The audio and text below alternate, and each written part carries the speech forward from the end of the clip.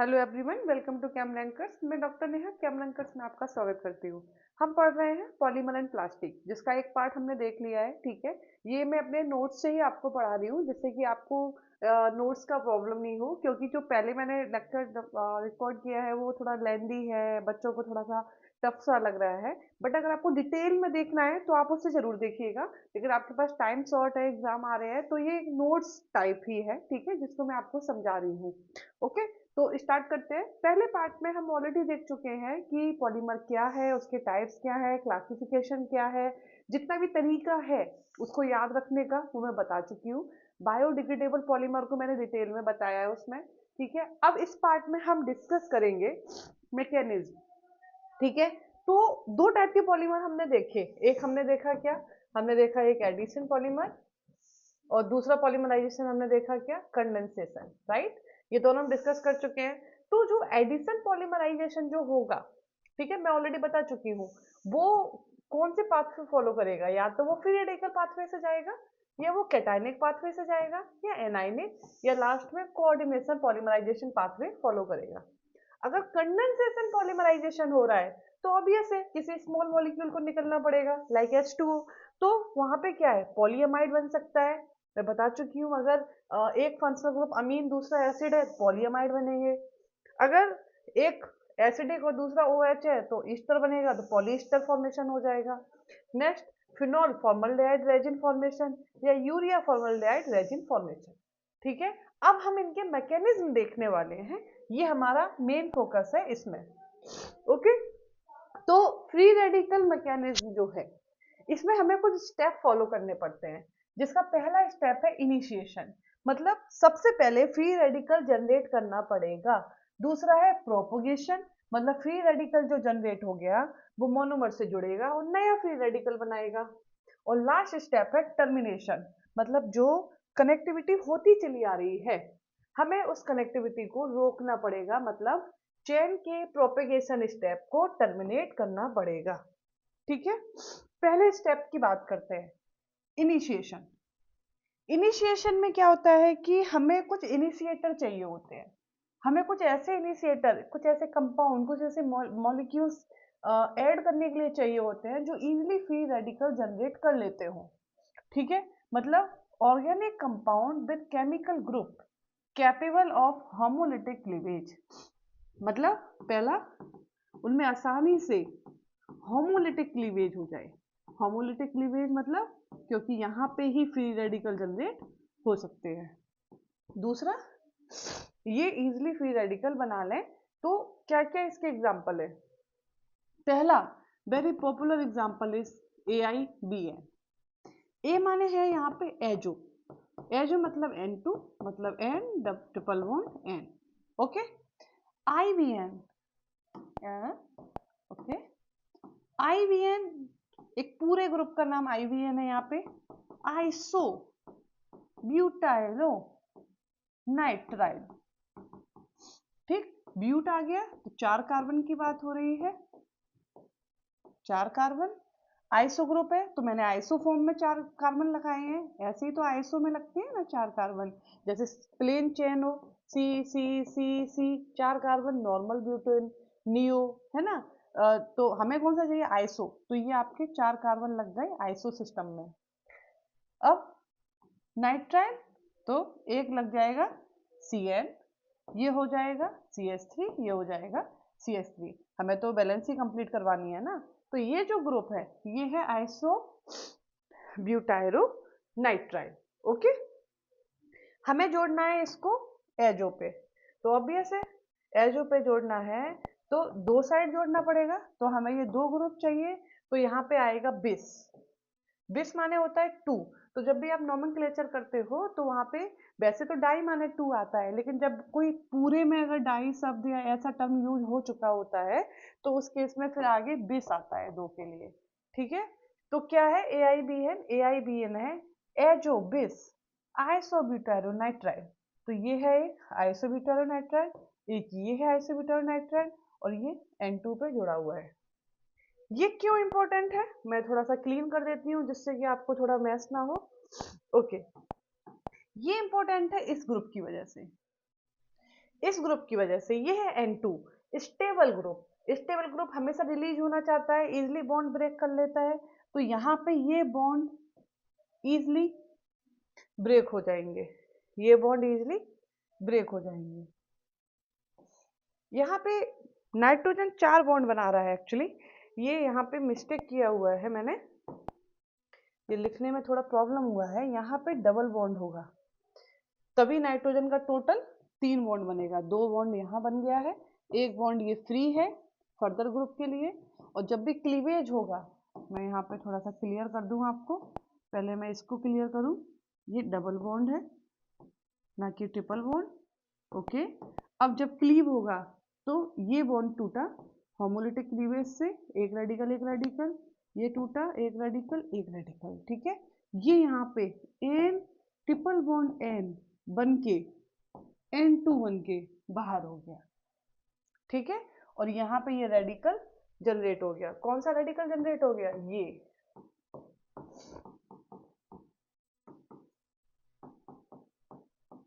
ठीक है, मतलब इनिशिएटर से हमें एक रेडिकल यहाँ पे मिल गया। दूसरा इनिशिएटर हम ले सकते हैं परऑक्साइड्स। परऑक्साइड्स में ये जो ग्रुप है ये वेरी वीक लिंकेज होता है, तो यहाँ पे भी ये इजिली यहाँ पे होमोलिटिक क्लीवेज से ब्रेक डाउन हो जाता है, ठीक है। तो परऑक्साइड में बेंजोइल परऑक्साइड यहाँ पे क्लियरली लिया जाता है ज्यादातर, तो बेंजोइल ग्रुप, ये है आपका बेंजोइल ग्रुप, ठीक है। तो यहाँ पे परऑक्साइड लिंकेज लगा दो और फिर से बेंजोइल ग्रुप लगा दो, इसमें कोई याद रखने वाली चीज है ही नहीं, ये क्लीव होगा, यहाँ से होमोलिटिक क्लीवेज हो जाएगा, ये रेडिकल बन गया रेडिकल। ओके, तीसरा डाइसल्फाइड लिंकेज भी अगर हो ऐसा, तो ये भी आसानी से क्लीव होता है और रेडिकल बनाता है। तो पहले स्टेप में हमने इनिशिएटर लिया और रिएक्शन को इनिशिएट कर दिया बाया जनरेशन ऑफ फ्री रेडिकल, ठीक है। यहाँ तक सब ठीक था। अब इसको एक एग्जांपल लेके समझते हैं। हमने एग्जांपल लिया है, हम बना रहे हैं सिंथेसिस ऑफ पॉलीइथाइलिन, ठीक है। सिंथेसिस ऑफ पॉलीइथाइलिन हमने इसलिए लिया है क्योंकि ये बहुत इंपॉर्टेंट एग्जांपल है, एग्जाम में आता रहता है, स्पेशली सिंथेसिस ऑफ पॉलीइथाइलिन आता है जिसमें लो डेंसिटी पॉलीइथाइलिन और हाई डेंसिटी पॉलीइथाइलिन के बारे में भी डिस्कस करने के लिए बोल देता है, तो इसको थोड़ा अच्छे से डिस्कस करते हैं। हम इसको फॉलो करवाएंगे फ्री रेडिकल पाथवे, ठीक है। एक चीज जो हमें जानते हैं कि इसका मोनोमर क्या है, पॉलीइथाइलिन है तो मोनोमर इथाइलिन, ये हो गया CH2 डबल बॉन्ड CH2। हमने आपको बताया था जब भी डबल बॉन्ड या ट्रिपल बॉन्ड आए तो एडिशन पॉलीमराइजेशन के थ्रू जाता है, एडिशन पॉलीमराइजेशन में भी अब वो फ्री रेडिकल फॉलो कर रहा है, ठीक है। तो फ्री रेडिकल के लिए यहाँ पे क्या होगा, सबसे पहले हमें इनिशिएशन करना पड़ेगा। इनिशिएशन करने के लिए हमने ले लिया अपना AIVN, कुछ भी इसमें मुश्किल नहीं है, AIVN लिया, ये आपका AIVN है, यहाँ पे क्लियरली देखो साफ लिखा हुआ है, वहां थोड़ा सा मिसप्रिंट हो गया था एक बॉन्ड का, ठीक है। ओके, ये हो गया, इस बॉन्ड को क्लिप किया, N2 निकला, एक रेडिकल, 2 रेडिकल, ठीक है। तो 2 रेडिकल हमारे इसके बन गए, एक N2 एज स्टेबल मॉलिक्यूल बाहर हो गया।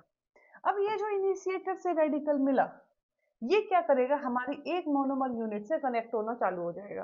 तो जब ये रेडिकल इसके पास आएगा, इससे जुड़ना चाहेगा, तो ये भी यहाँ रेडिकल बना लेंगे और इससे जुड़ जाएंगे और ये नया रेडिकल यहाँ पे जनरेट हो गया। तो ये है आपका स्टेप 1, जहाँ पे एक मोनोमर कनेक्ट हो गया इनिशिएटर से और एक फ्री रेडिकल का जनरेशन उसने कर लिया। अब ये रेडी है प्रोपेगेशन स्टेप के लिए। प्रोपेगेशन स्टेप में क्या हुआ, ये हमारा जनरेटेड रेडिकल है, ये हमारा सेकंड मोनोमर है, और अब क्या होगा, ये रेडिकल इससे जुड़ेगा और नया रेडिकल इसने जनरेट कर लिया, ये एक हो गया, फिर से थर्ड मोनोमर आएगा और ऐसे करके बहुत सारे ये कनेक्ट, मतलब नए रेडिकल ऐसे बनते चले जाएंगे, यहाँ पे चेन जुड़ती चली जाएगी और हमारा इस टाइप से बहुत सारे कनेक्टिविटी होते होते बहुत बड़ी चेन हो जाएगी, मतलब हमारा पॉलीमर बन जाएगा। हम ये कह सकते हैं कि हमारा n नंबर ऑफ मोनोमर इस टाइप से जुड़ जाएगा और हमारा रेडिकल यहाँ पे एक्टिव होगा फर्दर कनेक्टिविटी के लिए। यहाँ तक कोई प्रॉब्लम नहीं होनी चाहिए क्योंकि अभी इसमें कुछ भी हार्ड नहीं था, सिंपल है सब और बहुत ही क्लियरली उसको आपको समझाया गया है।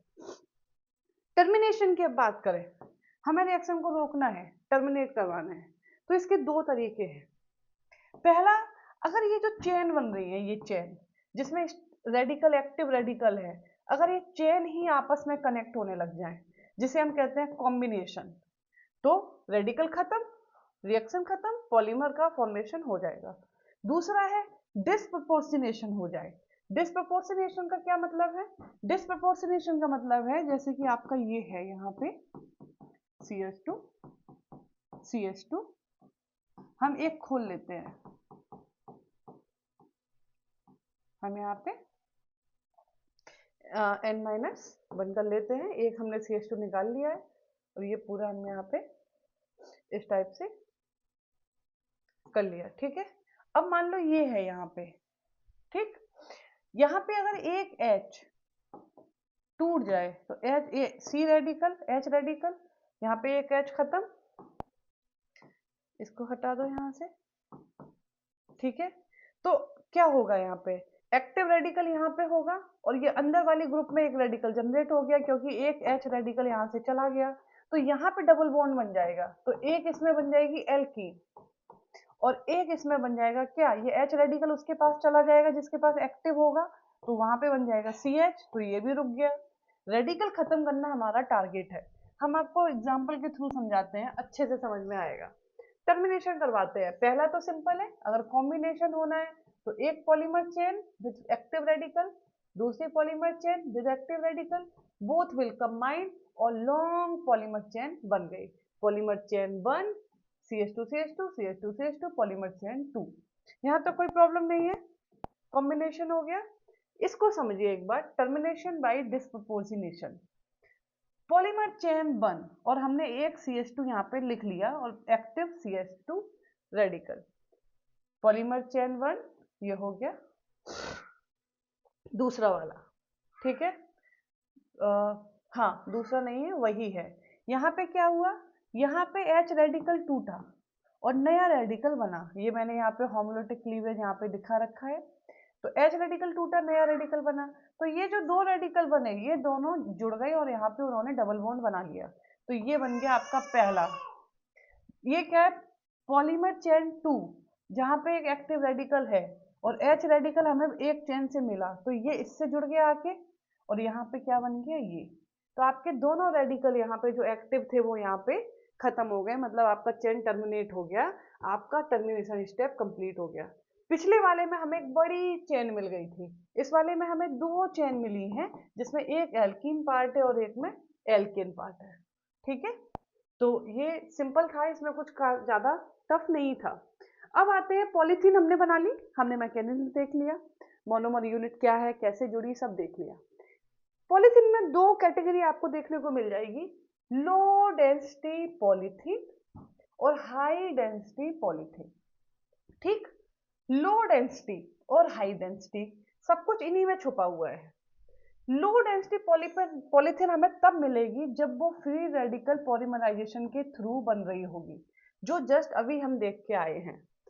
क्यों, ऐसा क्यों होगा, जब फ्री रेडिकल पॉलीमराइजेशन के थ्रू पॉलीथीन बन रही होगी तो उसमें बहुत सारे फ्री रेडिकल चेन्स, ऐसे कंपोनेंट डले होंगे, free radical chain chain chain chain ऐसे।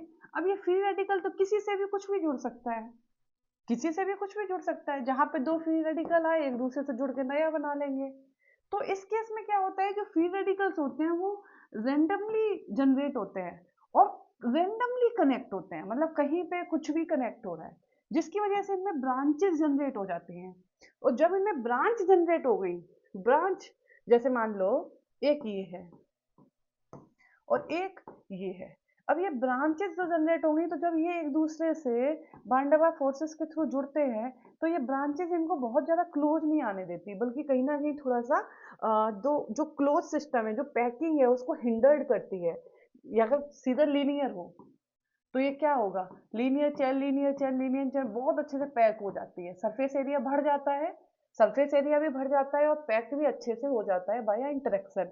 वही अगर बीच में ब्रांचेस आ जाती है तो वो अच्छे से पैकिंग नहीं हो पाती है, तो ये लेस पैकिंग की वजह से या फिर लो पैकिंग की वजह से इसकी जो डेंसिटी है वो कम हो जाती है, इसलिए इसे लो डेंसिटी पॉलीथेनिन कहते हैं। दूसरा केस क्या है, हाई डेंसिटी। ये फ्री रेडिकल मैकेनिज्म से नहीं जाती है बल्कि कोऑर्डिनेशन मैकेनिज्म में जाती है।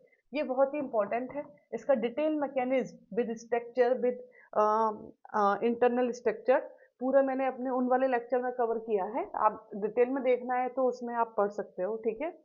अभी हम इसमें देखते हैं, ये जाता है बाया जिगलर नाटा कैटलिस्ट। इसमें सिंपल रेडिकल नहीं बन रहे होते हैं, बल्कि हमें एक स्पेशल कैटलिस्ट डालना पड़ता है जिसका नाम है जिगलर नाटा कैटलिस्ट। ये हाई डेंसिटी पॉलीथाइलिन पॉलीमर दिया, इसी वजह से ये कैटलिस्ट बहुत ज़्यादा पॉपुलर, बहुत ज़्यादा एप्लीकेबल और यूजफुल हुआ। ज़्यादातर एग्जाम में इसके बारे में पूछा जाता है। ये कैटलिस्ट है TiCl4, ठीक है, Ti आपका मेटल है, TiCl4 प्लस AlEt3, Et मतलब C2H5, Al तीन आपकी बैलेंसी होगी ना, तो तीन उसने क्या लगा दिए, Et मतलब इथाइल ग्रुप, C2H5 ग्रुप, ठीक है।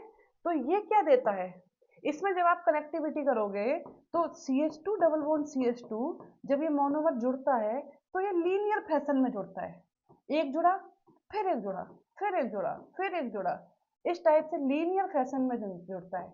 और लीनियर फैशन में जुड़ने की वजह से हमें जो पॉलीमर बनता है वो एक लीनियर पॉलीमर, बिल्कुल लीनियर पॉलीमर बनता है। और लीनियर पॉलीमर अगर होगा तो उसमें पैकिंग कैसी होगी, क्लोज पैकिंग होगी, अच्छी पैकिंग होगी, बढ़िया पैकिंग होगी, हाई हाई पैकिंग होगी, ठीक है। तो इसकी वजह से ये जो पॉलीथीन होती है हाई डेंसिटी पॉलीथीन होती है, ठीक है, ओके। तो ये दो टाइप की पॉलीथीन यहाँ पे बनती है। अगर हम बात करें एप्लीकेशन की तो दोनों की प्रॉपर्टी अलग अलग हो जाती है, इसलिए इनके एप्लीकेशन भी थोड़े चेंज हो जाते हैं। जो लो डेंसिटी पॉलीथीन है ये थोड़ी सी लो क्वालिटी की रहती है, इसलिए इसके प्लास्टिक बैग्स हो गए या ऐसी बोतलें जो पिचकाने वाली, जैसे केचप की बोतलें नहीं आती, हनी बोतल या केचप बोतल जो हम जस्ट स्विच किया और मटेरियल बाहर आ गया, है ना, या वायर और केबल इंसुलेशन के लिए जो मटेरियल चाहिए होता है, या फिर टॉयज जो फ्लेक्सिबल हो, है ना, ऐसे मुड़ जाए फिर अपने आप वापस आ जाए, है ना, और कोटिंग के लिए, इन सब चीजों के लिए इसकी यूज की जाती है। वही जो हाई डेंसिटी पॉलीथाइलिन है ये थोड़ी हार्ड होती है, इसकी वजह से जो रिजिड कंटेनर है, मतलब ऐसे कंटेनर जो पिचके नहीं, हम ऐसे चेक करते हैं ना खरीदने से पहले ये दब तो नहीं रही है प्लास्टिक, क्योंकि जो स्क्वीज बोतलें हैं उनके लिए तो हमें ऐसी प्लास्टिक चाहिए जो दब जाए, लेकिन अपना सामान रखने के लिए या कुछ अच्छी चीज रखने के लिए हम हार्ड प्लास्टिक ढूंढते हैं, है ना। तो ये रिजिड कंटेनर बनते हैं, पाइप्स हो गया, ये सब बनते हैं, हेलमेट या जो हार्ड हेड्स मतलब जिनमें हार्ड प्लास्टिक की जरूरत है वो सब जो है इसके बनते हैं, ठीक है। ये इसके एप्लीकेशन हो गए, बहुत ही टफ एप्लीकेशन नहीं है, बहुत आसान है, इसमें कुछ भी मतलब ऐसा रटने वाला नहीं है। आप प्लास्टिक का एप्लीकेशन आसानी से जानते हो, आप पॉलीथीन, पॉलीथीन क्या है, प्लास्टिक ही तो है, आप एप्लीकेशन आसानी से जानते हो। बस लो डेंसिटी का एप्लीकेशन ऐसे होंगे जो ऐसे कमजोर से एप्लीकेशन होंगे, और हार्ड प्लास्टिक जिसमें चाहिए वो उसमें चले जाएंगे, ठीक है। नेक्स्ट प्लास्टिक जो है वो है पॉलीविनाइल क्लोराइड। पॉलीविनाइल क्लोराइड मैंने आपको जस्ट पहले वाले लेक्चर में बताया, हमें क्या मोनोमर चाहिए, विनाइल क्लोराइड।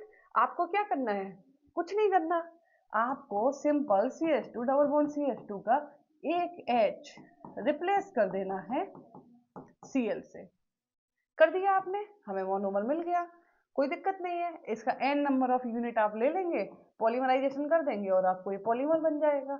बिल्कुल वैसी ही मैकेनिज्म है जैसी अभी आपने पॉलीथाइलिन में पढ़ी, क्योंकि इसमें भी डबल बॉन्ड है, इसमें भी यहाँ पे रेडिकल टूटेगा, यहाँ पे ये रह जाएगा, फर्दर जुड़ता जाएगा, बस ये चलेगा साथ में, और कुछ अंतर है नहीं।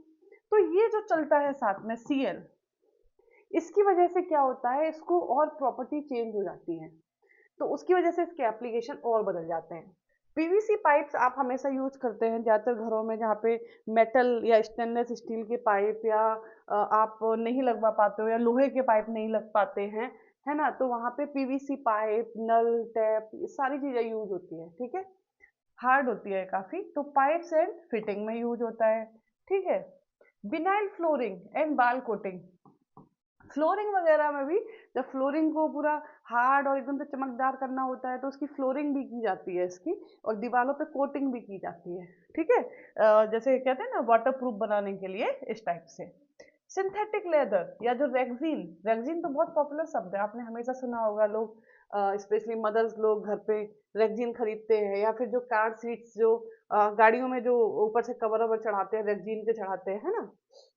मेडिकल डिवाइस में बात करें तो ब्लड बैग्स, ठीक है, आईवी ट्यूबिंग, कैथेटर्स, ये कैथेटर्स जो होते हैं ना, कैथेटर्स जो जब जैसे ऑपरेशन वगैरह होता है तो यूरिन को स्टोर करने के लिए कि यूरिन बैग में आती रहे, ये इसको इंसर्ट किया जाता है, बाद में रिमूव किया जाता है, ये सब पीवीसी के ही होते हैं, ठीक है। क्यों होता है? क्योंकि इसकी प्रॉपर्टी है, इसमें थोड़ा फ्लेक्सिबिलिटी होती है, ठीक है, और ट्रांसपेरेंसी भी होती है। तो किस टाइप की पीवीसी चाहिए? बहुत हार्ड चाहिए तो उसको थोड़ा सा अलग टाइप से बनाते हैं, थोड़ा फ्लेक्सिबल चाहिए जैसे ये कैथेटर्स वगैरह है, इसमें थोड़ा फ्लेक्सिबल पाइप जैसे होते हैं, थोड़ा सा ना ऐसे जैसे सिलेंडर के पाइप वगैरह होते हैं, ठीक है। ओके, तो ये हो गए उसके एप्लीकेशन। मैकेनिज्म सेम है, मैकेनिज्म बिल्कुल सेम है। अगर देखना है तो आप एक बार इधर देख सकते हो। सबसे पहले इनिशिएशन करवाया, एक इनिशिएटर लिया, यहाँ पे डबल बॉन्ड है अगेन, ओके। इनिशिएटर लिया, ये यहाँ पे जनरेट हो गया रेडिकल, एक मोनोमर आया और नया रेडिकल जनरेट हो गया जो रेडी है प्रोपोगेशन के लिए।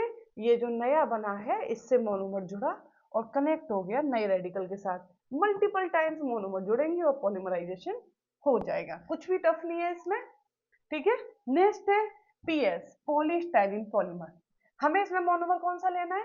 स्टाइरीन। मैंने आपको बताया CH2 डबल बॉन्ड CH2 का क्या रिप्लेस कर देना है? एक H, पीएच C6H5 से, मतलब इससे रिप्लेस कर देना है, कोई दिक्कत वाली बात नहीं है, सिंपल N लिए और N कनेक्ट हो गए। मैकेनिज्म भी बिल्कुल सेम है, थोड़ा सा इसमें बताने वाला बात जो है वो मैं बता देती हूँ। जब आप इनिशिएशन स्टेप करेंगे और आप ये कनेक्ट करेंगे एक मोनोमर यूनिट, तो यहाँ पे एक ये कार्बन है, एक ये कार्बन है, दोनों पे रेडिकल बनेगा, तो इस वाले से कनेक्ट कर देना और इसको एज इट बनाए रखना, क्योंकि ये स्टेबल रेडिकल है। देखो यहाँ पे दो पॉसिबिलिटी मैंने दिखाई है, एक में यहाँ रेडिकल है और एक में यहाँ रेडिकल है, तो इससे जोड़ना और इसको बना के रखना क्योंकि ये स्टेबल रेडिकल है, ठीक है। और फर्दर कनेक्टिविटी प्रोपेगेशन में होती जाएगी, फर्दर कनेक्टिविटी और पॉलीमर का फॉर्मेशन हो जाएगा। एप्लीकेशन क्या है इसके? इसके एप्लीकेशन के लिए पार्टली स्टफ डिस्पोजेबल आइटम्स, जैसे पॉलीस्टाइरीन का, जैसे लाइट वेट कप्स जो होते हैं, चम्मचे, प्लेट्स, वो सब जो वो आइटम नहीं होते जो पार्टी में यूज करते हैं, पार्टी स्टफ नहीं होता है, जब भी केक कटिंग या छोटी मोटी पार्टी होती है तो हमें कप, प्लेट, ग्लास की जरूरत पड़ती है, वो सब इसी के होते हैं, ठीक है।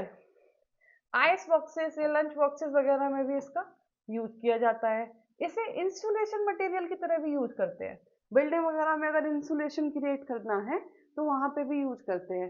पैकिंग कुशनिंग, जो पैकिंग वगैरह आती है ना, अभी बहुत सारे सामान ऐसे होते हैं जो फ्रेजाइल होते हैं, टूट सकते हैं, तो वहां पे क्या करते हैं, प्लास्टिक की ऐसे बलून जैसे बड़े बड़े फुला के बलून जैसे रख देते हैं कि सपोर्ट मिला रहे और प्रेशर जो है वो उन्हीं कुशन पे ही पड़े, मटेरियल पे ना पड़े, ठीक है। तो वो सब उसी के होते हैं। प्लास्टिक सेल्स, सेल्स मतलब जैसे टीवी कैबिनेट, कॉस्मेटिक बोतल, सीडी केसेस, ये सब है ना। आसान से एप्लीकेशन है, बहुत ही टफ नहीं है इसकी एप्लीकेशन, मतलब बहुत ही जैसे जो भी पार्टी का स्टफ है, ठीक है, और आइस बॉक्स है, लंच बॉक्स, ठीक है, इंसुलेशन मटेरियल, ठीक है, पैकिंग कुशनिंग में जो इंसुलेशन मतलब काम करते हैं, ठीक है, और मोल्डिंग में जैसे टीवी कैबिनेट, कॉस्मेटिक बोतल, ये सब, ठीक है। यहाँ पे और भी है जैसे पिपेट टिप्स, पिपेट टिप्स जो पिपेट यूज किया होगा लैब में, तो ऐसे प्लास्टिक की टिप लगती है, उसमें से केमिकल निकाल लेते हैं, टिप को बाहर फेंक देते हैं, फिर नई टिप लगाते हैं, है ना, वो भी पॉलीस्टाइरीन की होती है, ठीक है। तो इसके ये एप्लीकेशन है। नाउ हमने फ्री रेडिकल पॉलीमराइजेशन देख लिया, ठीक है, और हाई डेंसिटी में हमने आपको जिग्नोनाटा कैटलिस्ट के बारे में भी बात कर लिया, पर उसकी मैकेनिज्म आपको नहीं बताई है, आप जो डिटेल लेक्चर है उसमें देख सकते हो, ठीक है। ओके, नाउ दूसरी जो मैकेनिज्म है वो है anionic polymerisation. Anionic polymerisation mechanism जो है वो ऐसे कंपाउंड में, ऐसे मोनोमर यूनिट में काम करेगी जिसमें स्टेबल एनाइन फॉर्म होता हो, इसलिए ज्यादातर आप जो पढ़ेंगे ना फ्री रेडिकल मैकेनिज्म ही पढ़ेंगे, लेकिन मैं आपको ये भी बता देती हूँ क्योंकि आपके सिलेबस में मेंशन किया हुआ है। तो हम लेते हैं पॉलीस्टाइरीन का फॉर्मेशन। हमने पॉलीस्टाइरीन अभी जस्ट अभी आपको बताया, वो फ्री रेडिकल पाथवे से बताया, जस्ट जस्ट अभी बताया, उसी चीज को आप एनायनिक पॉलीमराइजेशन से भी कर सकते हैं। ठीक है, क्यों कर सकते हैं? क्योंकि ये है मोनोमर आपका पॉलीस्टाइरीन का, और इसमें स्टेबल एनाइन आसानी से बन सकता है। तो इसमें भी आपके स्टेप है। पहला स्टेप है इनिशिएशन का, उसमें फ्री रेडिकल बना रहे थे, इसमें एनाइन बनाना है। अब एनाइन कैसे बनाना है? फ्री रेडिकल बनाने के लिए हमने ऐसा कंपाउंड लिया था जो आसानी से फ्री रेडिकल में खुद कन्वर्ट हो जाए और मोनोमर से जुड़ के नया फ्री रेडिकल बना दे। अब यहाँ पे आपको क्या लेना है? ऐसा कंपाउंड जो आसानी से एनाइन बन जाए, और वो होगा क्या आपका? कोई भी ऐसा जो कार्बन किसी मेटल से जुड़ा हो, क्योंकि मेटल इलेक्ट्रोपॉजिटिव है तो आसानी से यहाँ पे ये बना सकता है ना। तो एग्जाम्पल के तौर पे हम NBuLi, नॉर्मल ब्यूटाइल लिथियम ले लेते हैं, नॉर्मल ब्यूटाइल लिथियम। ठीक, NBuLi, Bu क्या है? 4 कार्बन है, ठीक है, और ये यहाँ पे Li, यहाँ पे CH3 लगा लेना, ऐसा नहीं है, कार्बन की वैलेंसी 4 होती है, मेरी तरह आधा अधूरा मत छोड़ देना। ये CH2 CH2 CH2 CH3 complete. ठीक है, नॉर्मल है ना, तो सिंपल चेन है, ब्रांच वाली नहीं है। ओके, देखो यहाँ बनाया हुआ भी है मैंने क्लियरली। तो ये क्या हो गया? एनाइन में कन्वर्ट हो गया, NBu एनाइन बन गया। ये जो एनाइन आया, इनिशिएटर आया एनाइन बन के, इसने अटैक कर दिया आपके मोनोमर पे, मोनोमर पे अटैक करके ये उससे इस कार्बन से जुड़ गया और नया एनाइन बन गया। फिर ये नया एनाइन एक और मोनोमर पे अटैक कर देगा, मल्टीपल मोनोमर जुड़ते चले जाएंगे और क्या होगा? आपका पॉलीमर बन जाएगा। अब नाउ टर्मिनेशन, रोकना भी तो पड़ेगा, तो इसको रोकना आसान है। इसको रोकने के लिए हमें क्या करना पड़ता है? This termination does not occur. यहाँ पे टर्मिनेशन ऐसे नहीं होता है कि आपने जोड़ा, चेन कंबाइन हो गई, जैसे फ्री रेडिकल में कॉम्बिनेशन हो जा रहा था। इसमें आपको क्या करना पड़ेगा? थोड़ा सा कोई भी प्रोटॉन ट्रांसफर वाला कंपाउंड ऐड करना पड़ेगा।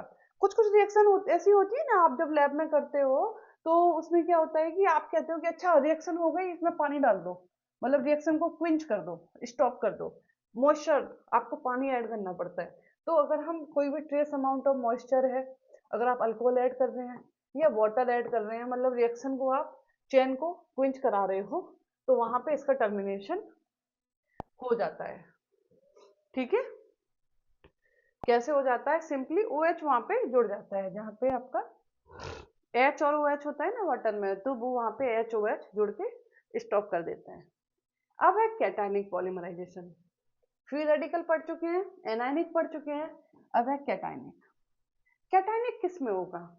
ऑब्वियस है उसमें होगा जिसमें स्टेबल कार्बोकैटायन बने, है ना, क्योंकि एनायनिक किस में हुआ था? जिसमें स्टेबल कार्बोएनायन बने। इसमें हमें कौन कौन देगा, कौन से मोनोमर देंगे जिसमें स्टेबल कार्बोकैटायन बने? तो इसके लिए हम पढ़ेंगे synthesis of polyisobutene via cationic polymerization. क्या पढ़ेंगे? पॉलीआइसोब्यूटीन का formation via cationic polymerization. Poly isobutene, poly शब्द हटा दो, मोनोमर क्या हो गया? आइसोब्यूटीन, है ना। तो इसका मोनोमर क्या है? ये है इसका monomer, CH3 CH3 double bond CH3। Butene है ना, तो एक डबल बॉन्ड आएगा, और ईन है तो एक डबल बॉन्ड आएगा, ब्यूट है तो 4 कार्बन होंगे, 1 2 3 4। तो जब ये ग्रुप लग गया तो बचे हुए CH3 लगा दिए, ये मोनोमर है। इसमें कुछ रटने वाला है नहीं, मैं नहीं पता मुझे आप कितना समझ पा रहे हो, पर इसमें मैंने अभी तक कुछ भी रटने वाला बताया नहीं है। पॉली आइसोब्यूटीन में ये आइसोब्यूटीन तो आप लिख ही लोगे ना, ये आइसोब्यूटीन 4 कार्बन है क्योंकि ब्यूट है, ईन लगा है तो एक डबल बॉन्ड भी होगा, और जब ये आप बना लोगे तो ये बचे हुए 2 CH3 यहाँ जोड़ दोगे, कार्बन की बैलेंस से भी तो 4 करनी है। अब ये कैटाइनिक है, तो इसमें क्या लेना पड़ेगा? कोई भी लुईस एसिड लेना पड़ेगा, जिससे कि आप यहाँ पे डबल बॉन्ड को तोड़ के किसी कैटाइन को जनरेट कर सके। तो ये कैटाइन जनरेट हो गया इनिशिएशन स्टेप में। प्रोपोगेशन में क्या होगा? दूसरा वाला मोनोमर आएगा, डबल बॉन्ड इस पे अटैक कर देगा और फर्दर नया कैटाइन बन जाएगा। इस टाइप से मल्टीपल स्टेप होंगे और ये आपका पॉलीआइसोब्यूटीन बन गया। ठीक है, तो यहाँ पे भी कुछ खास टफ नहीं है टर्मिनेशन के लिए। इसमें भी हमें क्या करना पड़ता है? इसके टर्मिनेशन के लिए भी या तो हम इसमें मॉइस्चर या वाटर ऐड कर दें, तो यहाँ पे सिंपल क्या लग जाएगा? OH, जैसे पहले वाले केस में H लग जा रहा है वाटर का, इसमें OH लग गया और ये आपका एसिड जनरेट हो गया। बीटा प्रोटॉन एलिमिनेशन मतलब क्या है, यहाँ से बीटा पोजीशन से कोई एक H निकल जाए और यहाँ पे डबल बॉन्ड बना ले और H प्लस निकल जाएगा, तो ये बन गया एल्कीन। दूसरा, चेन ट्रांसफर हो जाए किसी मोनोमर को, मतलब कोई मोनोमर क्या करे वहां से H ले ले, तो कुछ इसमें टफ नहीं है, सिंपल स्टेप है सारे। ठीक है, तो यहाँ तक हमने इसको कवर कर लिया है। अब हमारा नया टॉपिक आ गया है। मैकेनिज्म हम पढ़ चुके हैं, हमने फ्री रेडिकल पढ़ लिया, हमने कैटायनिक पढ़ लिया, हमने एनायनिक पढ़ लिया। ठीक है, अब हमारा है नया टॉपिक, वो है हमारी रबड़। अब हम रबड़ पढ़ने वाले हैं। तो अब हम देख रहे हैं नेचुरल रबड़। नेचुरल रबड़ के बारे में मैंने आपको पहले ही बताया कि ये इलास्टोमर्स है और इसका जो मोनोमर है वो क्या है, आइसोप्रीन यूनिट। आइसोप्रीन मैंने आपको बताया 2 मिथाइल 1,3 ब्यूटाडाइन। ब्यूटा मतलब 4 कार्बन, 1,3 डाइइन मतलब 1 पे डबल बॉन्ड और 3 पे डबल बॉन्ड। ओके, 2 मिथाइल मतलब दूसरी पोजीशन पे CH3। कोई प्रॉब्लम नहीं है, सिंपल है। ये हमें मिलता है लेटेक्स ऑफ रबर ट्री। ये रबर ट्री है जिसमें व्हाइट कलर का डिस्चार्ज, एक टाइप से लिक्विड निकलता रहता है जिसे लेटेक्स बोलते हैं। क्या करते हैं कि सबसे पहले एक ऐसा ट्री ढूंढते हैं जो मैच्योर हो, मतलब कम से कम 6 7 साल पुराना तो हो। फिर उसकी टैपिंग करते हैं। टैपिंग क्या होता है, स्पाइरल इंसिजन, इस मतलब एकदम ऐसे स्पाइरल तरीके से उसमें एक ऐसे कट लगाते चले जाते हैं। फिर क्या करते हैं, वहां से लेटेक्स आने लगता है, उसको नीचे कंटेनर लगा के कलेक्ट कर लेते हैं। कलेक्ट करने के बाद उसमें क्या करते हैं, फॉर्मिक एसिड या फिर एस्टिक एसिड डालते हैं।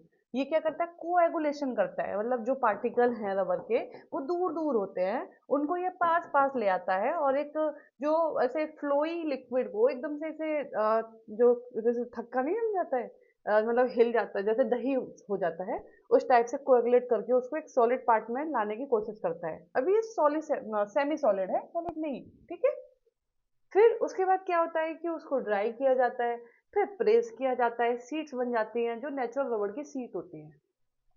मैकेनिज्म क्या होती है, ये है आपका आइसोप्रीन यूनिट। सबसे पहले हम फ्री रेडिकल पाथवे फॉलो कर रहे हैं अगर, तो सबसे पहले हमें इनिशिएटर चाहिए। हमने AIBN ले लिया, AIBN से हमको ये मिल गया, कोई प्रॉब्लम नहीं है यहाँ तक। फिर क्या होगा, डबल बॉन्ड को तोड़ दो, रेडिकल जनरेट कर दो। जो रेडिकल नए बने, जैसे एक ये बना एक ये बना, और इनको कंबाइन करके डबल बॉन्ड बना दो।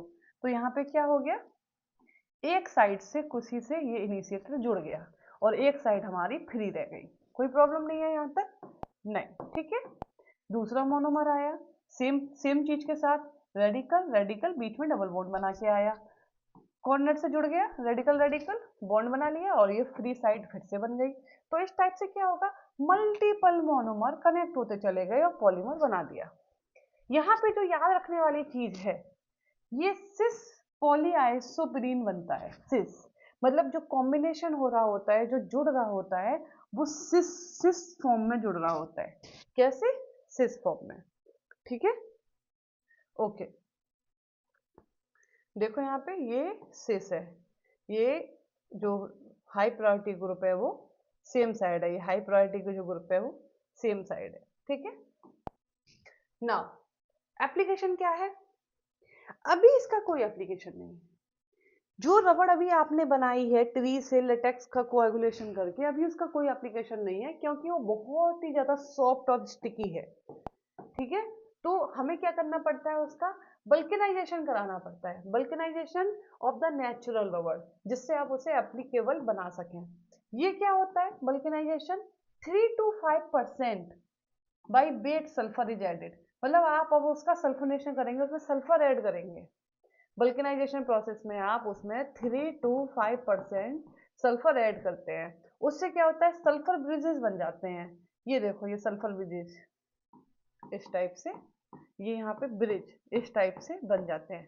अगर आपको कुछ कुछ याद हो तो हमारा कुछ अमीनो एसिड्स भी होते हैं जिसमें ये होता है, तो उसमें एसएस लिंकेज बन जाते हैं। हमारी जो प्रोटीन्स हैं, हमारे जो हेयर है ना, हेयर की प्रोटीन्स में भी एसएस लिंकेज होते हैं। तो जब भी आप आयरन वगैरह करते हो, हेयर को स्ट्रेट करते हो, तो एसएस लिंकेज टूट जाते हैं, तभी तो धुआं निकलता है और ये सीधे हो जाते हैं, हमारे कर्ली कर्ली हेयर सीधे हो जाते हैं। हम अपने प्रोटीन को क्या कर रहे हैं, ब्रेक डाउन कर रहे हैं एक टाइप से, है ना। ओके, तभी तो बाल फ्रिजी हो जाते हैं ना बहुत ज्यादा। ओके, बेनिफिट क्या होता है इस चीज का, बल्कनाइजेशन का बेनिफिट ये होता है कि यहाँ पे क्रॉस लिंकिंग जनरेट हो गई। एस एस ब्रिज जो बने उससे क्रॉस लिंकिंग जनरेट हो गई, मतलब चेन जो है वो अच्छे से जुड़ने लगी है।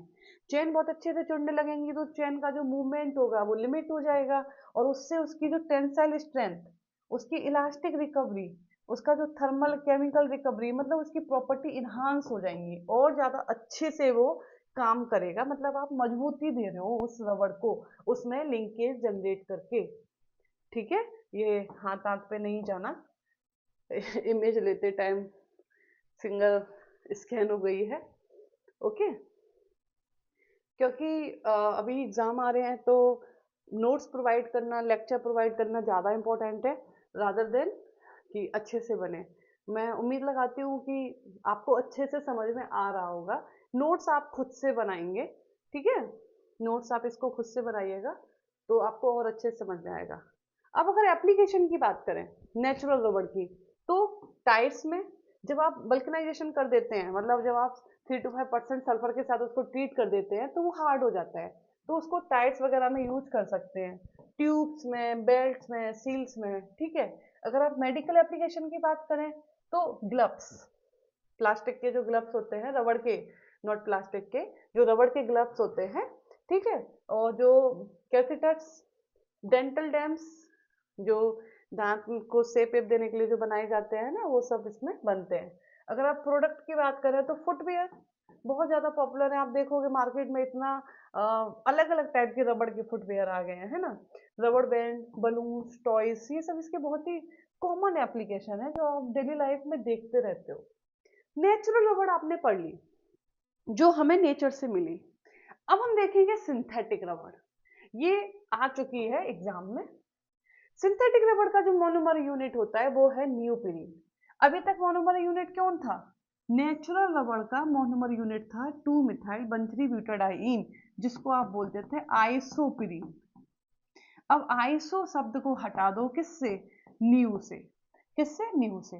तो अब आपका क्या है? न्यूप्रीन। आपकी मोनोमर यूनिट उसमें क्या थी? आपकी मोनोमर यूनिट मैं यहाँ पे लिख देती हूँ, 1,3-ब्यूटाडाइइन और 2 मिथाइल, यही तो थी, है ना। ओके, बैलेंस ये आप कंप्लीट कर लो। ये 2 हो गया, एक ही रहेगा CH, यहाँ पे एक CH, यहाँ पे CH2।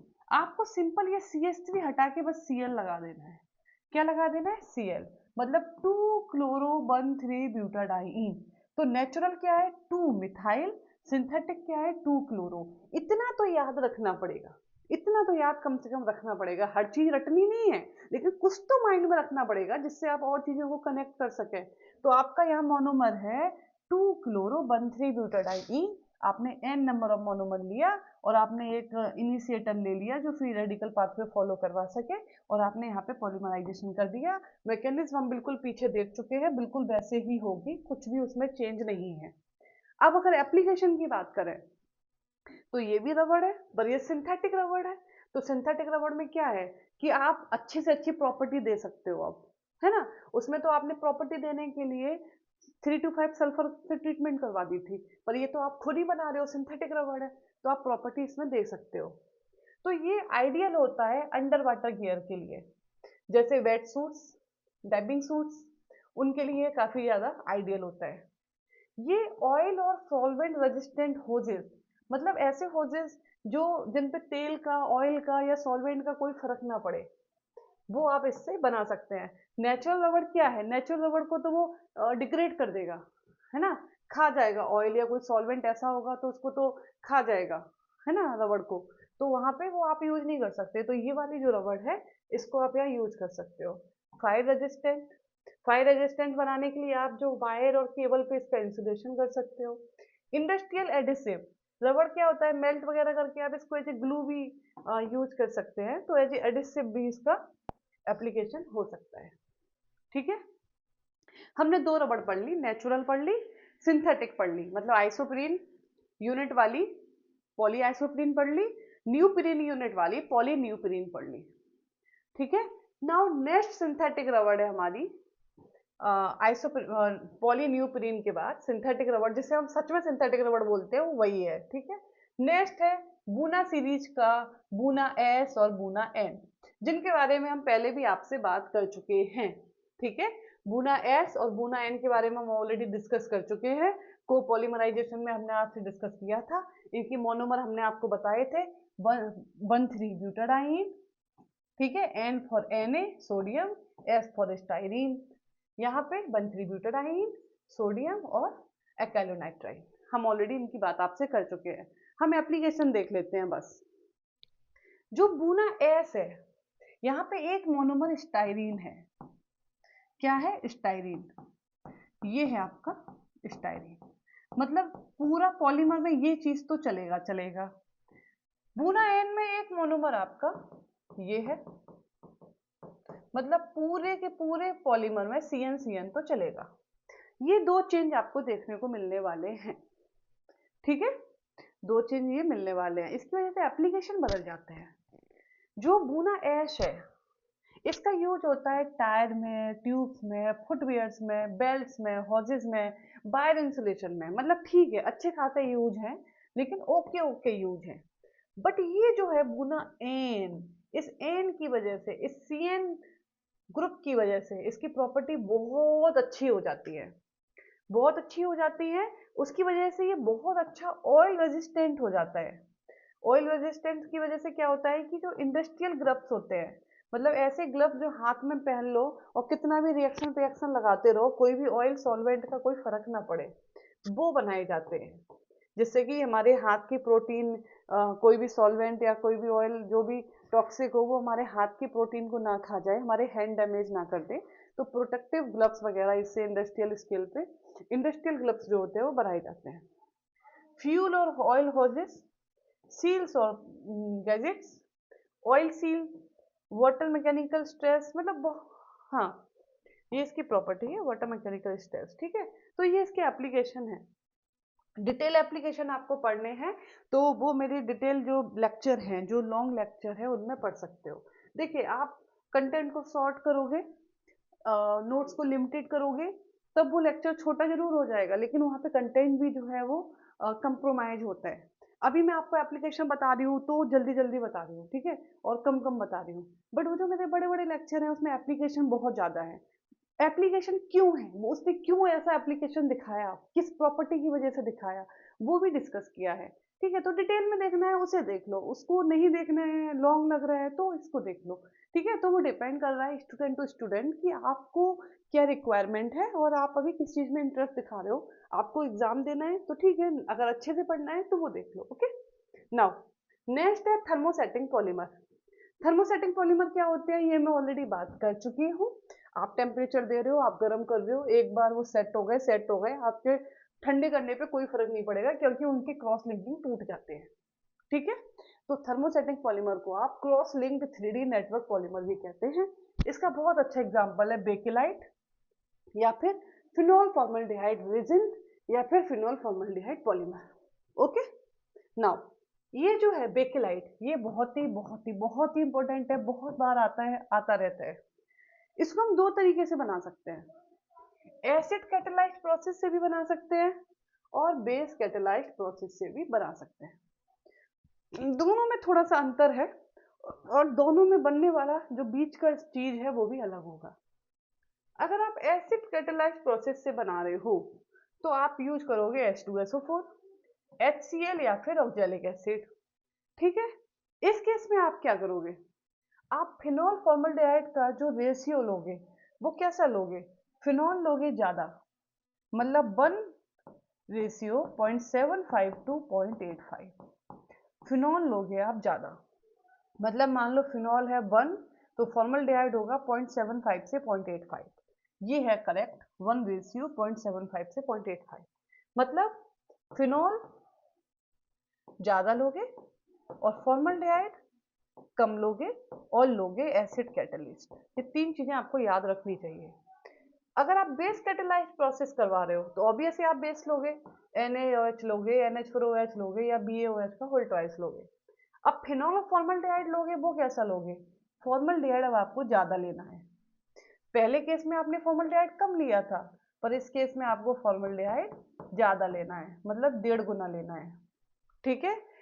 जो पहला केस है उसमें बनेगा नेबुलेक, क्या बनेगा, नेबुलेक। इसमें बनेगा रेसोल, चलिए आगे देखते हैं एक बार, फिर वापस आएंगे इस चीज पे। देखिए बेकेलाइट बनाते हैं। सबसे पहले बना रहे हैं हम एसिड कैटेलाइज्ड पाथवे से। तो हमें पता है बेकेलाइट एसिड कैटेलाइज्ड से बनानी है, तो हमारा क्या बनेगा सबसे पहले, नोवोलैक। नोवोलैक कैसे बनेगा, बनाते हैं सिंथेसिस ऑफ नोवोलैक। ये क्या है, फिनॉल, ये है फॉर्मल्डिहाइड। फिनॉल तो पता ही होगा भाई, फिनॉल तो पता ही होगा, ठीक है। और ये है फॉर्मल्डिहाइड, ठीक। फॉर्मल्डिहाइड को आप, मैं एक बार यहाँ पे अच्छे से समझाती हूँ आपको, अगर अंदर आपको नहीं समझ में आ रहा है तो। फॉर्मल्डिहाइड HCOOH, आपने क्या किया, इसको एसिड की प्रेजेंस में इस चीज को एक्टिवेट करवा दिया, कोई प्रॉब्लम नहीं है। ये यहाँ चला गया क्योंकि ऑक्सीजन मोर इलेक्ट्रोनेगेटिव है, और आसानी से बिना किसी टेंशन के ये बन गया, बन गया, यहाँ तक कोई दिक्कत नहीं है, ये बना लोगे। अब फिनॉल है, फिनॉल के पास OH है, वो क्या हुआ, उसका जो फ्री रेडिकल, ये जो उसका आयन पेयर है, जो उसका ये आयन पेयर है, ये क्या हुआ, कंजुगेशन में आए उसके लॉन पेयर। कंजुगेशन में आके उसने क्या किया, इसके ऑर्थो पोजीशन से ये जो आपका इलेक्ट्रोफाइल जनरेट हो रखा था इसको जुड़वा दिया, और अपनी इलेक्ट्रोसिटी एरोमेटिसिटी को रिगेन करने के लिए इस H+ को निकाल के फिर से यहाँ पे एरोमेटिसिटी रिगेन करके फाइनली ये बना लिया। कोई प्रॉब्लम नहीं है यहाँ तक। ऑर्थो पोजीशन पे CH2OH जुड़ गया। जब ये जुड़ेगा इस ऑर्थो पे तो यहाँ पे एरोमेटिसिटी लूज हो गई, देखो दो ही डबल बॉन्ड रह गए, फिर ये H+ निकल गया, एरोमेटिसिटी को रिगेन कर दिया, बन गया। ये एक चीज बन गई। एक चीज बनने के बाद क्या हुआ, अब यहाँ पे ये भी है और ये भी है, इस चीज पे फोकस करो। जब यहाँ पे ये OH प्रेजेंट है तो ये जो है ये नहीं करेगा पार्टिसिपेट, क्यों, क्योंकि ये इधर कंजुगेशन में जाएगा, और कंजुगेशन में जाने की वजह से लॉन पेयर कम अवेलेबल हो जाता है। तो यहाँ देखो ये इजिली क्या होगा, यहाँ पे H+ क्या करेगा, इसको प्रोटोनेट कर देगा, और प्रोटोनेट करके एक नया इलेक्ट्रोफाइल जनरेट कर दिया। देखो पहले कौन इलेक्ट्रोफाइल बना, ये नंबर 1, फिर कौन इलेक्ट्रोफाइल बना, ये नंबर 2। यही काम होता है कैटायनिक पॉलीमराइजेशन में, एक कैटायन बनता है वो दूसरे से करके नया कैटायन बना देता है, तो ये दूसरा कैटायन बन गया। फिर ये क्या किया, फिनॉल का सेकंड मोनोमर आया, इस वाले कैटायन पे अटैक करके यहाँ जुड़ गया, देखिए कनेक्शन शुरू हो गया, मोनोमर का जुड़ना स्टार्ट हो गया। अब ये देखो ये बन गया। अब यहाँ पे क्या है, ये ऑर्थो पोजीशन है, पैरा पोजीशन है, ऑर्थो पोजीशन है, पैरा पोजीशन है, बहुत सारे स्टेप होते जाएंगे और फॉर्मल्डिहाइड जुड़ता चला जाएगा। फॉर्मल्डिहाइड कैसे जुड़ेगा मैं आपको बता चुकी हूँ, HCHO प्रोटोनेट होके CH2+OH बन गया था, ये यहाँ पे सब में जुड़ता चला जाएगा, और बेकेलाइट का फॉर्मेशन क्या करेगा, नेवोलेक को जनरेट कर देगा। अब नेवोलेक जनरेट हो गया, नेवोलेक जनरेट हो गया, अब नेवोलेक को क्या करना है, कोड करना है। क्योर करना है तो यहाँ पे क्योरिंग एजेंट जानना पड़ता है, वो है हेक्सामीन। ये हेक्सामीन है, हेक्सामीन क्या होता है, 6 molecule of formaldehyde, 4 molecule of ammonia, ये यहाँ पे हेक्सामीन का फॉर्मेशन करेगा और 6 H2O निकल जाएंगे। ये हेक्सामीन क्या करेगा, इसमें क्रॉस लिंक जनरेट कर देगा, और क्रॉस लिंक जनरेट करना मतलब इसे ही बोलते हैं क्योर करना, और उसके लिए ये क्योरिंग एजेंट है हेक्सामीन। और क्या करेगा, नेवुलेक में जब ये क्लोरिंग एजेंट डाला जाएगा तो क्रॉस लिंक बन जाएगी, और हमारा नया बेकेलाइट फिनॉल फॉर्मल्डिहाइड रेजिन का फॉर्मेशन हो जाएगा। इसमें कुछ भी टफ नहीं है। बेसिक कंडीशन से अगर हम करेंगे तो नेवुलेक नहीं बनेगा बल्कि रिसोल बनेगा। अब रिसोल का क्या होगा, फिनॉल हमारा तो क्या है, मोनोमर है, कंडीशन अब हमारी बेसिक है। बेसिक कंडीशन में क्या होगा, ये एसिडिक हाइड्रोजन होता है, क्योंकि यहाँ पे फिनॉक्साइड आयन बन जाता है जो स्टेबल होता है, तो ये फिनॉक्साइड आयन जनरेट हो गया बेसिक कंडीशन में, और हमारे फॉर्मल्डिहाइड पे इसने अब यहाँ पे अटैक कर दिया, और पैरा पोजीशन से इस पूरी मोइटी को जोड़ लिया। जोड़ते टाइम इसने अपनी एरोमेटिसिटी को रिगेन लॉस किया, और उसको रिगेन करने के लिए इसने इस चीज का फॉर्मेशन कर दिया। ये बन गया हमारा, यहाँ पे एरोमेटिसिटी खो गई, तो एरोमेटिसिटी खोने के लिए इसने क्या किया, यहाँ पे अपने आप को इस चीज में जनरेट कर लिया। ये चीज बन गया हमारा एनोदर एनाइन, एनोदर एनाइन। अब एनोदर एनाइन क्या करेगा, फर्दर अटैक कर देगा, ये बन गया हमारा एनाइन, और ये फर्दर क्या करेगा, अपने पैरा ये फिनॉक्साइड आयन फिर से बेसिक कंडीशन में ये मोनोमर है, बेसिक कंडीशन में अब ये इसी तरीके से रहेगा और ये हमारी इस यूनिट पे फिर से जुड़ना स्टार्ट कर देगा, पैरा पोजीशन से जुड़ेगा और ये हमारे इस स्टेप बना जो बहुत बार जब प्रोसेस होगा तो हमारा क्या बन जाएगा, रिसोल्व बन जाएगा। रिसोल्व में हमें किसी भी क्योरिंग एजेंट को नहीं जोड़ना पड़ता है, यहाँ पे ये एक्टिव ग्रुप्स होते हैं तो ऑलरेडी ये सेल्फ क्योरिंग कर लेता है, मतलब ऑलरेडी क्रॉस लिंकिंग का फॉर्मेशन करता है और बेकेलाइट का फॉर्मेशन कर देता है। इसको भी डिटेल में देखना हो तो आप वहाँ देख सकते हो।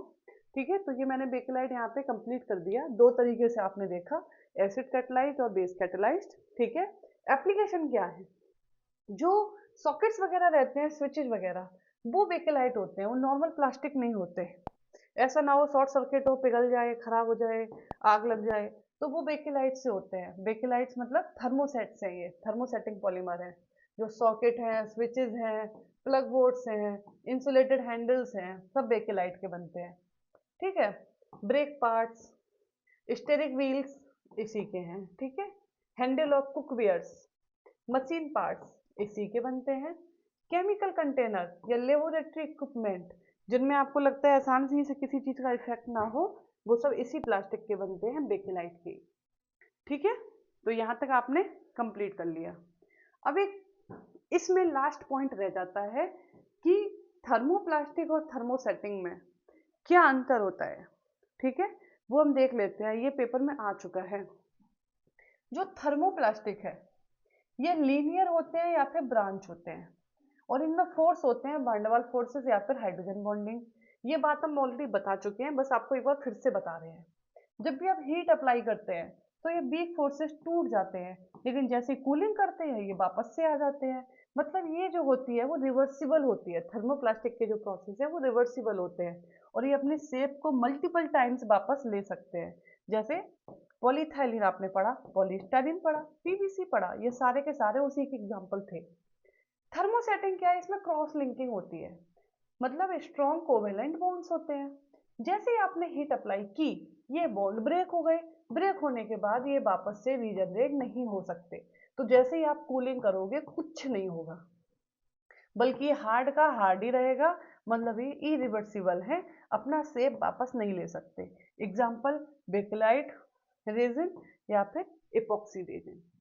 ठीक है ना, हमारा जो पॉलीमर है ऑर्गेनिक पॉलीमर वो हमने कवर कर लिया है। अब जो नेक्स्ट और लास्ट पार्ट है इसका, इनऑर्गेनिक पॉलीमर और इपॉक्सी रेजिन, वो हम थोड़े से टाइम में उसको भी कवर करके खत्म करने वाले हैं। ठीक है, तो नेक्स्ट टॉपिक है इसमें इनऑर्गेनिक पॉलीमर्स। ठीक है, अभी तक हमने जितना ही पढ़ा वो सारा ऑर्गेनिक पॉलीमर्स में था। इनऑर्गेनिक पॉलीमर क्या होते हैं कि ऐसे पॉलीमर जिसमें ये बैकबोन हो, मतलब SiO2, PN BN, अगर ये बैकबोन मतलब ये एक टाइप से रिपीटिंग तरीके से कनेक्ट होते जा रहे हैं तो वो जो पॉलीमर होंगे वो आपके इनऑर्गेनिक पॉलीमर्स होंगे। ठीक है, इसमें सबसे ज्यादा इंपॉर्टेंट एग्जांपल जो क्लियरली मेंशन किया गया है आपके सिलेबस में वो है सिलिकॉन और इपॉक्सी रेजिन। ठीक है, तो एक बार हम सबसे पहले सिलिकॉन देख लेते हैं। देखिए सिलिकॉन्स क्या है, ये ऑर्गेनो एसआई पॉलीमर है, मतलब ऑर्गेनो सिलिकॉन पॉलीमर है। इसमें जो रिपीटिंग यूनिट्स हैं वो क्या है, SiO2 लिंकेज, ये रिपीटिंग है तो SiO2 एन टाइम्स कनेक्ट हो जाएगा तो पॉलीमर बन जाएगा।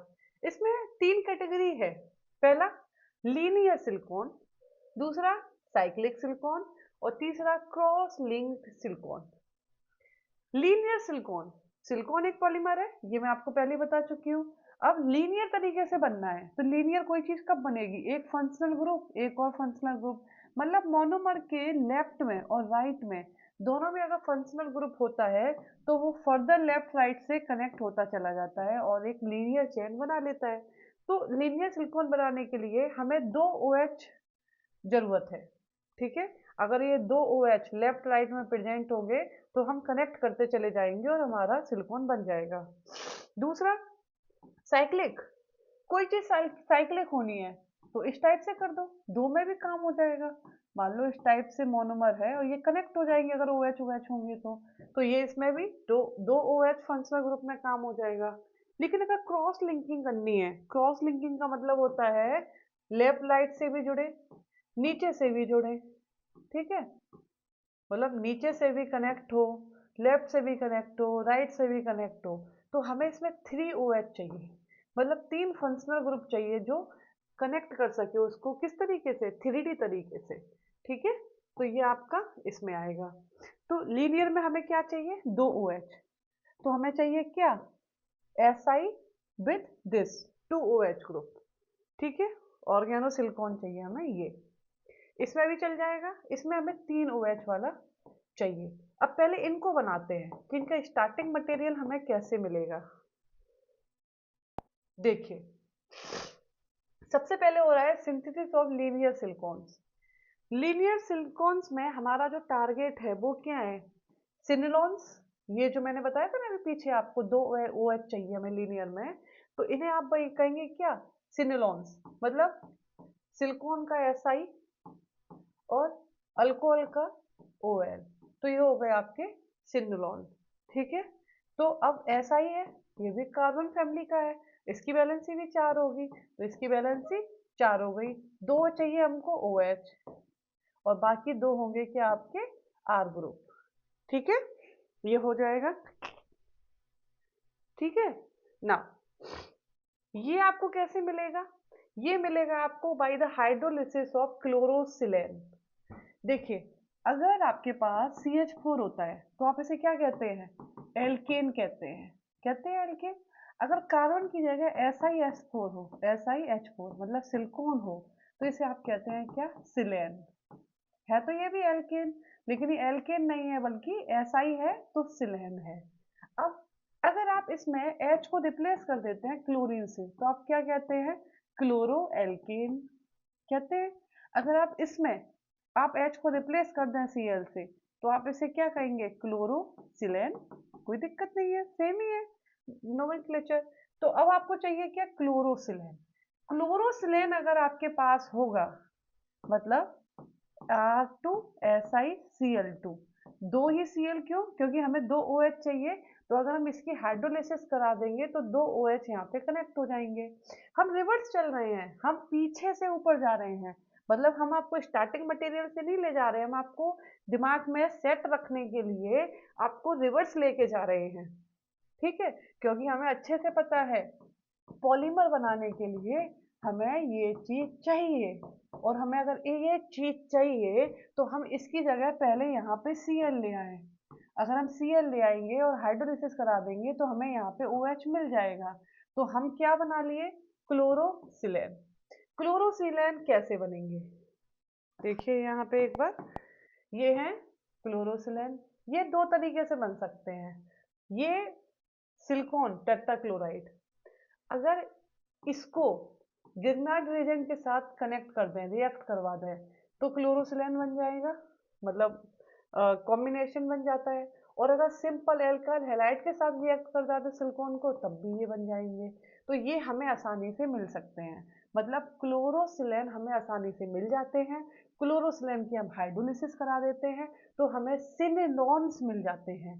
कौन, सिलिकॉन के अल्कोहल, सिलिकॉन के अल्कोहल आसानी से मिल जाते हैं। और जब हमें ये मिल गए, सिनेलॉन्स मिल गए, तो हम इससे पॉलीमराइजेशन कर सकते हैं। ये एक मोनोमर यूनिट है जिसमें लेफ्ट राइट में OH है, ये मोनोमर यूनिट है, लेफ्ट राइट में OH है, H2O निकल गया, देखो SiO लिंकेज बन गया, SiO मतलब लीनियर सिलिकॉन, लीनियर पॉलीमर का फॉर्मेशन यहाँ पे आसानी से हो गया। साइक्लिक करना है, हमने बता दिया। इसको कैसे बनाओगे, क्लोरोसिलेन से। क्लोरोसिलेन कैसे बनाओगे, अगर HCl का सिलिकॉन के साथ रिएक्शन करा दो, या फिर SiCl4 का नाइट्रोजन के साथ करा दो, और आपको इसमें क्या करना है, साइक्लिक बनाना है। सिंपल सी ये आपको रिंग बनानी है 6 मेंबर्ड, ये 6 मेंबर्ड रिंग बनानी है साइक्लिक। तो बीच में एक एक ओ रहेगा, बीच में अल्टरनेट ओ रहेगा, और बचे हुए पोजीशन पे ऐसा ही रहेगा, है ना। और ये SI की बैलेंसिंग 4 कंप्लीट करा दो CH3 से। तो क्या चाहिए, हमें चाहिए क्या, SI विद 2 R और 2 OH, ऐसे 3 चाहिए, तो बन गए टोटल साइक्लिक सिलिकॉन।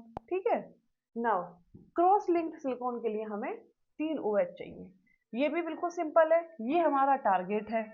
ये टारगेट हमें कैसे मिलेगा, इसकी RSiCl3 के हाइड्रोलिसिस से, क्लोरोसिलिकॉन के हाइड्रोलिसिस से। क्लोरोसिलिकॉन कैसे मिलेगा? लिग्नाइट एजेंट की SiCl4 की रिएक्शन से, ठीक है, या फिर RCl की Si की रिएक्शन से। बिल्कुल सिंपल है, पहले जैसा ही है, कुछ भी नया नहीं है। बस इसमें उसमें क्या था, उसमें R2SiCl2 था, इसमें RSiCl3 है। सिंपल। अगर ये 3 रहेंगे तो 3 OH होगा, ये 2 रहेंगे तो 2 OH होगा हाइड्रोलिसिस से, ठीक है। पॉलीमराइजेशन के लिए monomer unit, monomer unit, monomer unit, monomer unit, monomer, monomer, तीनों OH, ये लेफ्ट से, ये राइट से, ये नीचे से, ये लेफ्ट राइट, ये लेफ्ट राइट, ये नीचे से। और आप देख सकते हैं क्लियरली यहाँ पे क्रॉस लिंकिंग, ये देखिए यहाँ पे क्रॉस लिंकिंग से ये बनने लग गया सिलिकॉन, ठीक है। ओके, अगर हम एप्लीकेशन देखें तो लीनियर सिलिकॉन का क्या एप्लीकेशन है? लीनियर सिलिकॉन जो होता है वो लुब्रिकेंट की तरह, लुब्रिकेंट, डैम्पिंग फ्लूइड्स की तरह, मतलब ऐसे फ्लूइड्स जो वाइब्रेशंस को रिड्यूस करते हैं, जैसे कि शॉक, सडन मूवमेंट वगैरह से, मतलब रिडक्शन रहता है, हेल्प करते हैं उस चीज को सपोर्ट करने में कि एकदम से सडन शॉक नहीं लगे, ठीक है।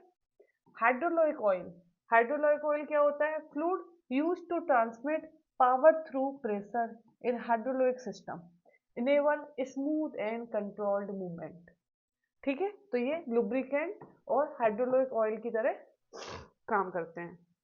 साइक्लिक सिलिकॉन का क्या एप्लीकेशन है? सिलिकॉन ऑयल्स, मेडिकल ऑइंटमेंट, उन सब में इसका यूज होता है। क्रॉस लिंक्ड सिलिकॉन, इसका काम होता है इंसुलेशन, कोटिंग या अडेसिव की तरह। सिलिकॉन रबड़, ये भी बहुत हेल्पफुल है। सिलिकॉन रबड़ आजकल आपको मार्केट में बहुत सारे प्रोडक्ट में देखने को मिलती है।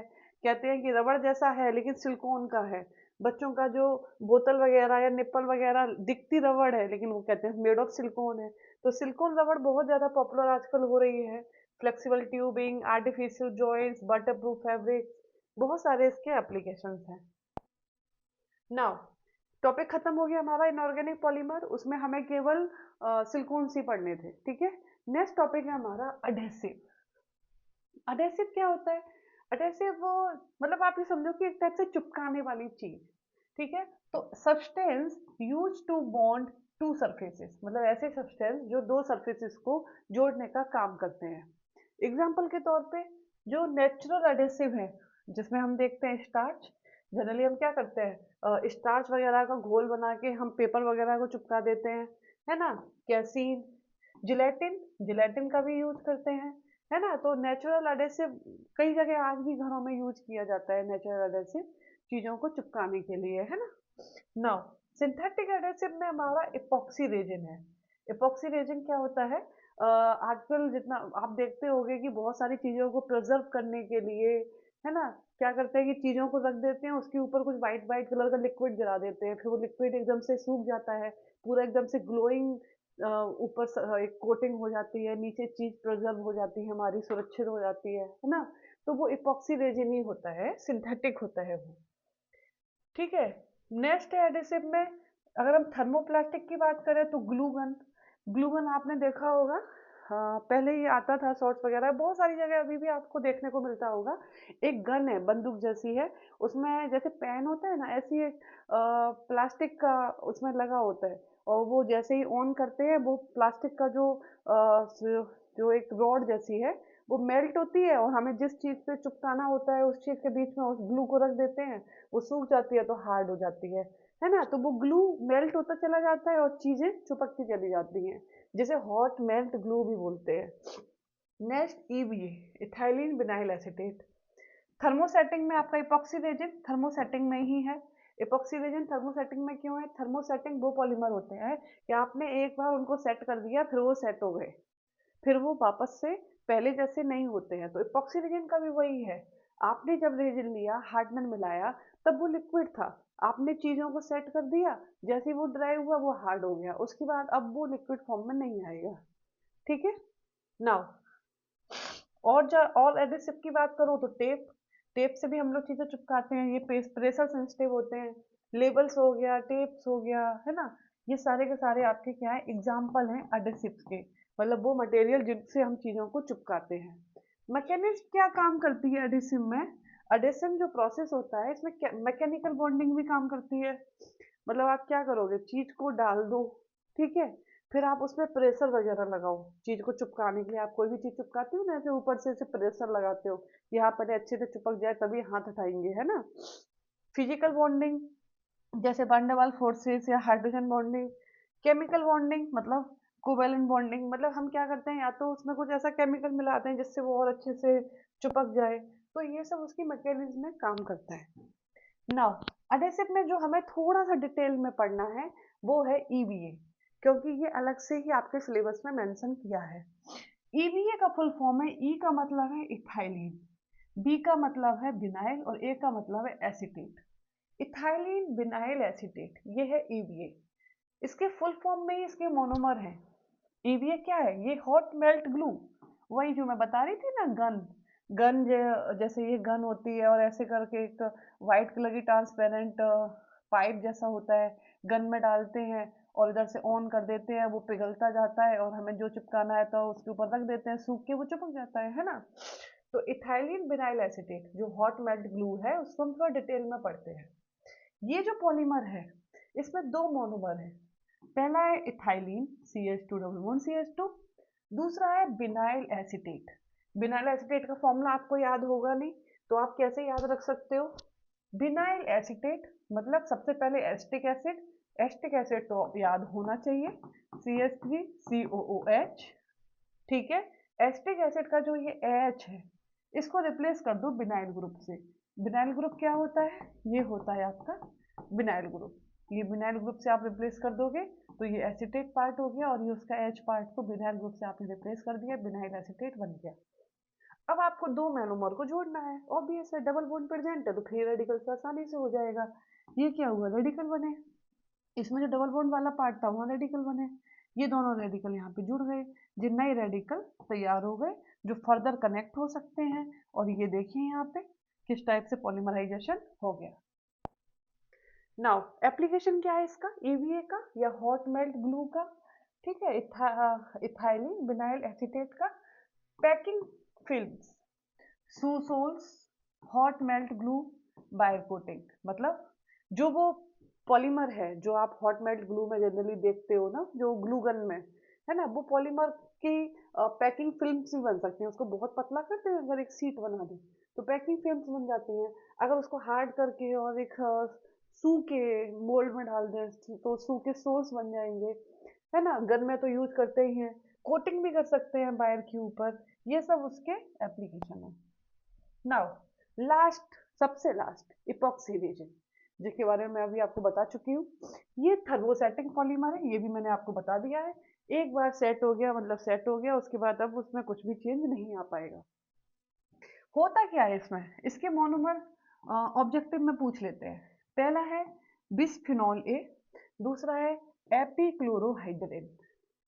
बिसफिनॉल ए कैसे याद रखोगे, बिस माने होता है टू, जब कोई बड़ी चीज होती है, बड़े ग्रुप आ जाते हैं तो वहाँ पे डाई अगर यूज हो चुका होता है तो फिर फर्दर बिस यूज होता है। तो ऑब्वियसली यहाँ पे बिस मतलब टू और फिनॉल माने फिनॉल होंगे, तो दो इसमें फिनॉल आने हैं और एक ए है। चलो क्या है देखते हैं। आपने लेना है एक कार्बन जिसकी वैलेंसी ऑब्वियस है 4 होगी, दो को लगा देने हैं CH3 और दो पे लगा देने हैं फिनॉल। तो आप देखो ये कार्बन है जिसमें दो CH3 और दो यहाँ पे देखो फिनॉल लगे हुए हैं, पैरा पोजीशन से जुड़ा हुआ है, देखो पैरा है, पैरा पोजीशन से ये कनेक्ट हो रखे हैं। बिसफिनॉल ए पहला मोनोमर, इपीक्लोरोहाइड्रिन, तो ये है आपका इपोक्साइड जिसका हो गया इपी, ठीक है। क्लोरो ये हो गया क्लोरो, और हाइड्रेट ये हो गया आपका एक CH2, ठीक है। तो आप देखोगे इपोक्साइड को यहाँ पे CH2Cl कर दो, हो गया आपका इपीक्लोरोहाइड्रिन, ठीक है। आसान है, दो मोनोमर है, दोनों मोनोमर का आपको याद होना चाहिए स्ट्रक्चर नाम, क्योंकि ये ऑब्जेक्टिव में दोनों मोनोमर के नाम पूछ लेता है। तो बिसफिनॉल ए और इपीक्लोरोहाइड्रिन जब बेसिक कंडीशन ली जाती है तो ये एक प्री पॉलीमर का फॉर्मेशन करता है। इसका स्ट्रक्चर मैंने जो डिटेल में पढ़ाया है उसमें आपको दिया है, आप देख सकते हो। जो प्री पॉलीमर है ये पॉलीमर से बनने की पहले की स्टेज है जिसमें बिसफिनॉल ए और ड्राई ग्लाइसिडल ईथर बन जाता है। ये ड्राई ग्लाइसिडल ईथर क्या है? ये जो इपीक्लोरोहाइड्रिन है ये ओपन हो जाता है, ओपन होके ईथर लिंकेज आ जाते हैं इसमें, ठीक है। नाउ ये प्री पॉलीमर है, इसको हार्ड करने के लिए, पॉलीमर बनाने के लिए क्योरिंग एजेंट डाला जाता है, जो अमीन्स हार्डनर्स डाले जाते हैं इसमें, जिसकी वजह से क्या होता है बाद में ये हार्ड पॉलीमर क्रॉस लिंकिंग कर लेता है और इपॉक्सी रेजिन बन सकता है। आप जब भी देखोगे ना इपॉक्सी रेजिन आप खरीदोगे तो उसमें दो बोतल आएंगी, एक अलग आएगी और एक आएगी हार्डनर की। जब आप उन्हें मिक्स करके डालोगे किसी चीज के ऊपर तभी वो हार्ड होगा, क्योंकि आप उसमें उसका जो हार्डनर है, क्यूरिंग एजेंट है, उसको भी डाल रहे हो, जो क्रॉस लिंकिंग जनरेट करके चीज को हार्ड कर देता है, मेन पॉलीमर को बना देता है, ठीक है। तो ये हमारी तरफ से बिल्कुल लास्ट टॉपिक है जिसमें आपका पॉलीमर बिल्कुल कंप्लीट हो गया है, ठीक है। एप्लीकेशन क्या हो जाएंगे इसके? सिंपल है, एडिसिव है, तो मेटल प्लास्टिक वगैरह में एडिसिव का काम करता है। ये फ्लोर्स वगैरह पे प्रोटेक्टिव कोटिंग भी हो जाती है। बहुत सारे लोग क्या कर रहे हैं, जो जमीन में भी इसकी फ्लोरिंग करवा रहे हैं, है ना, इंसुलेटर की तरह काम करता है। Adhesive for aircraft parts, okay, flooring, concrete repair, compounds, मतलब जहाँ पे भी थोड़ा टूटा फूटा रिपेयरिंग की जरूरत होती है, कोई हार्ड चीज चाहिए, तो इससे क्या करते हैं, रिपेयरिंग वगैरह में हेल्प ले लेते हैं। तो मेरी तरफ से ये 2 लेक्चर में कंप्लीट हो गया है। दोनों लेक्चर ऑलमोस्ट 1 घंटा 10 मिनट के हैं, ठीक है। तो हम मान सकते हैं टोटल 2 घंटा 20 मिनट में ये अब पॉलीमर कंप्लीट हो गया है। इससे ज़्यादा कम में ये पॉसिबल नहीं है। बहुत डिटेल में मैंने पहले कराया था। अगर आपको शॉर्ट में करना है, नोट्स के तरीके से करना है, तो ये सबसे शॉर्ट है, इससे शॉर्ट पॉसिबल नहीं है। Okay, so thank you very much, all the best.